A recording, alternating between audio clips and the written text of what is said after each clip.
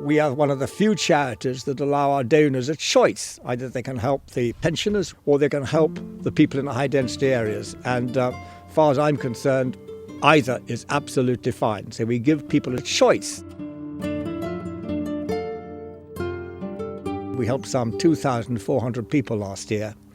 We hunker down beside them and we gently means test them without them really knowing that we're doing so. And often these people have never had anyone talk to them. They've got amazing stories to tell, and our staff act, if you like, as a loving son or sister or daughter might do if they had any of those people in their lives, and most of them don't, I'm afraid, because one of the great tragedies of that country is that the great export in the last number of years has been the people, leaving the old and the helpless behind. And those are our constituencies. Those are the people that we have to look after. ZANE is totally my salvation. Totally. Such lovely, wonderful people that gave me a second chance in life. I've got so much, to thank them for. I thought I'd never walk again.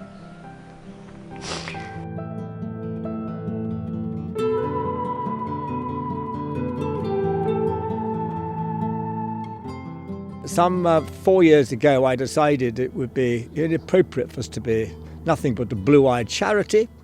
And so we did some work in the high-density areas with another team that we recruited. A high-density area is a polite way of describing slums. They are shanty townships. They are people who have no work, young men with no future of employment, where tensions run very high.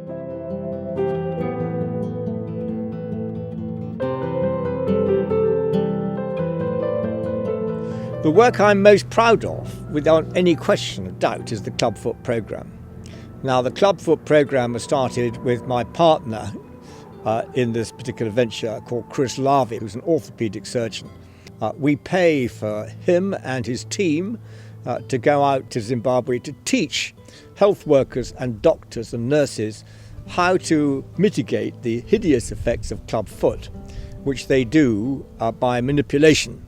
It completely changes a child's life from having such a severe deformity that they can't go to school, they can't socialise normally with their peers, they're very unlikely to get a job, and will have a lot of difficulties all throughout their life. I mean, it's probably the best value, £150, that anyone could spend, completely changing a child's life and future. We have now completed our 400th case, and we now got the next 400 coming on stream as we speak.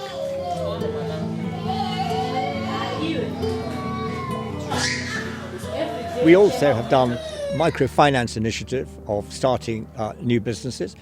Farming God's Way, which is the giving of seeds to people to make sure that they're sustaining their families.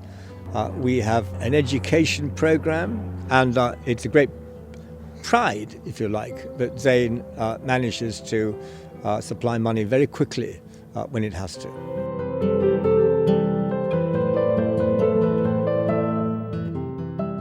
They've become my brothers and sisters, if you like.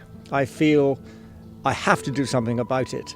We've helped countless thousands of people in the last 9 years, all of whom would have died miserable, unknown deaths of lack of medicines, lack of food, lack of support. They'd have turned their faces to the wall because the country that they loved has been completely destroyed. And no one seems to want to know about them. They are the forgotten people, if you like. And ZANE and our staff make sure these people are not forgotten, that they are remembered and they are loved. And it's very important we do that.